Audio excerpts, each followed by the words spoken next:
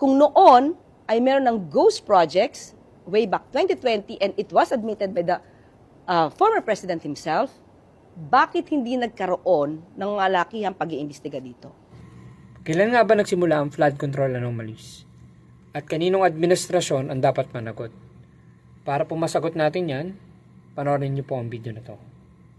WH, ang pinaka-racket dyan is yung ghost project. So walang delivery ghost project.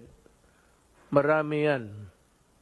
Karamihan yan, it's the regional director. Dito. At yun yung pagkakaiba ngayon, di ba? That's why. Yeah. So yun yung pagkakaiba. Si Pangulo, 2025, ilang years, magti 3 years pa lang, imbestigahan yan. Kahit sinong tamaan. Kamag-anak, kaibigan, kaalyado. Kamakailan lamang, nag-inspeksyon ako sa naging epekto ng habagat ng bagyong Krising, Dante at Emong. Kitang-kita ko na maraming proyekto para sa flood control ay palpak at gumuho. At yung iba, guni-guni lang. Huwag na po tayo magkunwari. Alam naman ng buong madla na nagkakaraket sa mga proyekto. Mga kickback, mga initiative, errata, SOP, for the boys.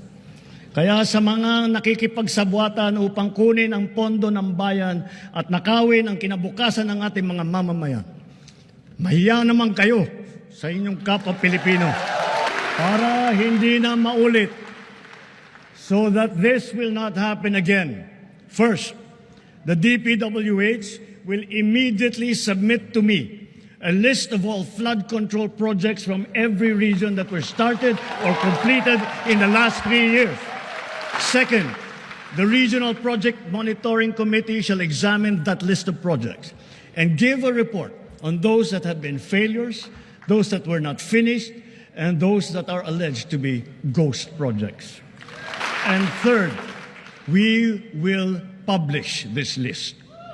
Kaya ang publiko na saksi sa mga proyektong ito ay malayang suriin ang listahan at magbahagi ng kanilang nalalaman para makatulong sa ating investigasyon.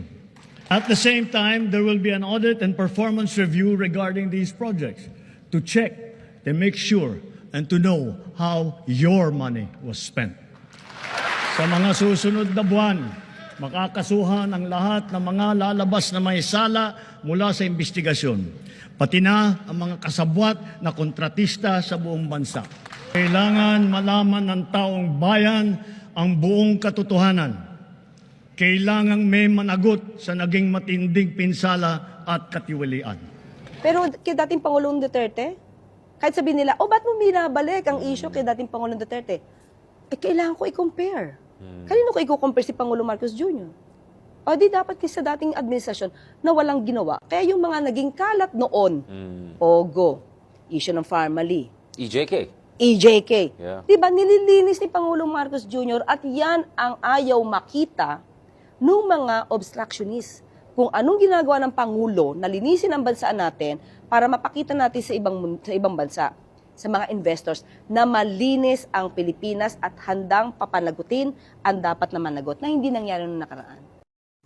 So ayan, so napanood po natin ang sinabi po ni dating Pangulong Rodrigo Roa Duterte about po doon sa mga flood control projects na nag-start nung kanyang administration. At alam na alam po niya na yung ginagawa po ng mga DPWH dyan na mga officials na yung flood control project po ay nagiging ghost project to the point na hindi nasimulan at totally walang ginawang proyekto. So iba naman sinimulan pero nakatenga at natapos ang term ni PRRD ay hindi natapos at na hindi po nagkaroon ng malawakang investigasyon kahit alam po ni Pangulong Rodrigo Duterte na mayroon pong anomalies sa mga flood control. Imagine yung kanya pong natapos na flood control project ay 13,917 based on the records and pero binabaha pa rin. Ipinasa niya yung baha, halos yung baha issue sa next administration sa panahon ni PBBM at ito naman si PBBM nag-report din sa kanyang persona ng 5,500 flood control projects na natapos pero ganun pa rin, binabaha pa rin. Kaya nga po ang nangyari ay sa dami po ng flood control project dito po sa Metro Manila at sa buong Pilipinas ay binabaha pa rin. Imagine 19,417 flood control projects ang natapos ng dalawang administration, pero ang tanong, bakit mas malaki ang baha? Yun pala, hindi nila talaga ginawa. As in, this is a ghost project. Ngayon po, ang ginawa po ni PBBM, siya mismo ang bumaba doon sa barangay level at tiningnan yung mga flood control kung talaga bang totoo. Doon niya nakita na hindi pala totoo yung mga flood control projects na sinabmit na na-complete. Yung pala ay ito po pang mga project na to ay ghost project. Kaya nga po siya nag-investigate. Inassign niya po si Vince Dizon. Tinanggal niya po si DPWH Manny Bonoan. Kung tinanggal or nag-resign po yata. Pero ang pinalit si Vince Dizon, and then silang dalawa inoobserbahan nila at nag-investigate sila. Bumuo pa ng ICI, Independent Infrastructure, kasama po si Benji Magalong, sina Rogelio Babe Singson, yan, at yung ibang mga kasama pa, upang sa ganun ay maimbestigahan. And then yan nga po, so medyo matagal po talaga ang investigation kasi nga po ay marami po ang sangkot, hindi lamang sa Senate, Congress, mga district engineers, mga contractor, ayan, kabilang nga po sina Sara Diskaya, yan po, at marami pang iba, sina Henry Alcantara, JP Mendoza, sina Bryce Hernandez, and yan, at kaya lang po, nung sinabmit po naman ng ICI yung kanilang report, dyan po sa Senate, pangunguna nga po ni Senator Ping Lacson, tila ba parang yung ibang senador naman po ay hindi po suportado dahil po kasama yung kabaro nila. Yung tatlo po, si Senator Cheese, Senator Jinggoy at saka si Senator Joel Villanueva. Kaya nga po parang sila po ay medyo ayaw pumirma sa pagpapatuloy ng Blue Ribbon Committee report dun sa mga flood control anomalies.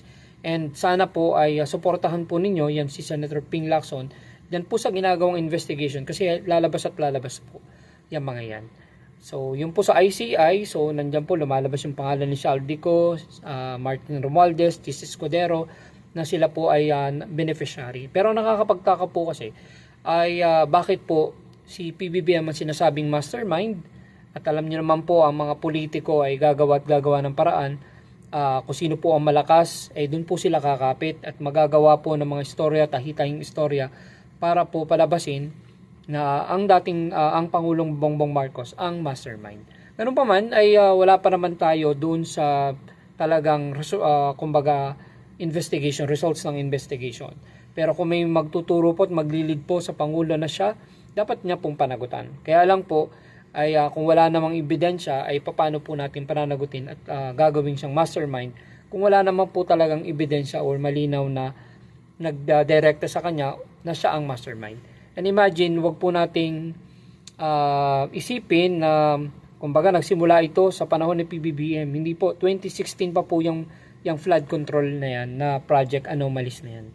So nag-start po yan nung panahon ni PRRD and then nagtuloy-tuloy lamang yan hanggang sa tumawid sa panahon ni PBBM and then yung mga kumbaga yung mga sangkot ay talagang patuloy pa rin. Kaya nga po nagtataka po si PBBM na kahit po sa dami ng mga flood control project, bakit po binabaha pa rin? Kaya nga po siya nag-investiga. So, ganun pa man, ay inaasahan po natin na lalabas ang totoong nangyari base po sa investigation, base po sa ebidensya, sa mga witnesses, kung sino talaga ang nakinabang, kung sino ang big fish. Kung sino po ang pinaka-big fish, lahat po ng mga sangkot na politician. Ganun po ang big fish. Hindi lamang po isa, hindi lang dalawa, marami po sila. Kaya po matagal ang investigation. Ngayon, sana po ay lumabas ang totoo. So sabi nga po, truth will prevail. So yan po ang ating hihintayin. So ngayon, yan po muna for today's video at hopefully, hintayin natin yung investigation at wag po tayo magturo kung sino po ang mastermind. Kasi nangyayari po kasi is yung atin pong kumbaga, kung atin pong paniniwala ay nakadepende po kasi ngayon kung saang political color tayo bumabase. Dapat po ay hindi. Dapat pro-Pilipino po tayo. Kung sino po ang nanagot, yan po ay kaalyado ni BBM, kaalyado ni PRRD, kaalyado ng Pink or Dilaw, o or independent, kung sino po ang talagang gumawa ng anomalya dyan at saka nagwaldas ng pera ng bayan, panagutin po. Huwag po tayo maging selective. Yan po ang nagiging problema dahil po siguro naiintindihan ko naman kayo at sa panahon po ni PBBM na ipadala po si PRRD sa The Hague, Netherlands, ganun po kagalit kayo kay PBBM, pero po yung mga bagay na hindi naman niya ginawa or hindi pa tayo nakakasigurado kung saan ba involved o hindi, huwag nyo naman pong gawing mastermind at kumbaga maggawa ng mga fake news at wag po kayo magpapaniwala sa ibang mga politiko na kumbaga kumakapit lamang para lang sila ay makilala rin. So yun lang muna for today's video. Maraming salamat sa panonood. Ito po yung Pambansang Batang Kalye ng Pilipinas. Peace.